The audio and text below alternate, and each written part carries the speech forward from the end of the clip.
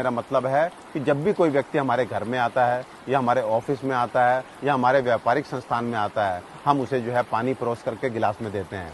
कभी आपने गौर किया कि वो व्यक्ति कभी एक घुट पानी पीता है, कभी आधा गिलास पानी पीता है और कभी जो है आवश्यकता ना होने पर भी पूरा पानी पी जाता है।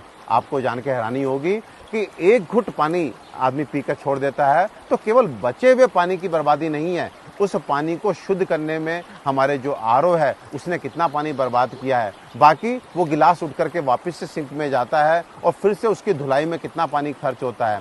और साथ में जो व्यक्ति प्यास ना होने पर भी पानी को पी जाता है क्योंकि उसके शरीर की आवश्यकता नहीं थी, इसलिए आधे घंटे बाद, एक घंटे बाद शरीर जो है मूत्र के रूप में उस पानी को निकाल देता है। उसके बाद फ्लश करना, हाथ धोना इत्यादि यदि हम सबको जोड़ें तो आपको जान के हैरानी होगी कि यदि हमारे देश में हम कुल परिवारों की संख्या देखें, व्यापारिक संस्थानों की संख्या देखें तो लगभग 30 करोड़ जगह ये काम यदि एक बार भी दिन में होता हो तो ये आंकड़ा 300 करोड़ लीटर पीने योग्य पानी की बर्बादी का बैठता है। तो भाइयों, मैं आपसे कहना चाहता हूं कि आप मेहमान नवाजी का तरीका बदलें, यानी कि जिस तरह आप किसी को खाने पे बुलाते हैं और डाइनिंग टेबल पे आप सब्जी का, दाल का, सलाद का आप बाउल रख के उसके सामने खाली प्लेट रख करके जो है उसको स्वतंत्र छोड़ते हैं कि वो अपनी इच्छा के अनुसार जो है कितनी मात्रा में खाना है, कौन सी चीज़ खानी, आप स्वतंत्र छोड़ते हैं। और आपसे एक बात पूछता हूँ, यदि वो व्यक्ति जो है आधी कटोरी सब्जी, आधी कटोरी दाल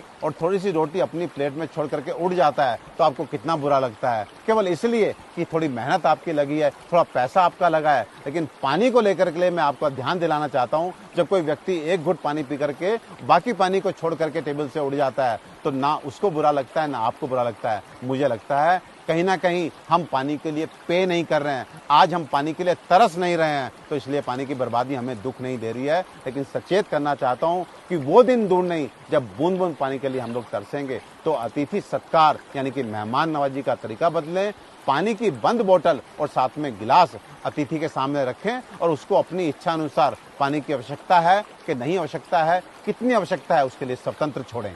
भाइयों, किस बात का इंतजार कर रहे हैं? आखिर कब तक सरकारों को कोसते रहेंगे? कौन सा सामाजिक संगठन हमारी मदद कर पाएगा?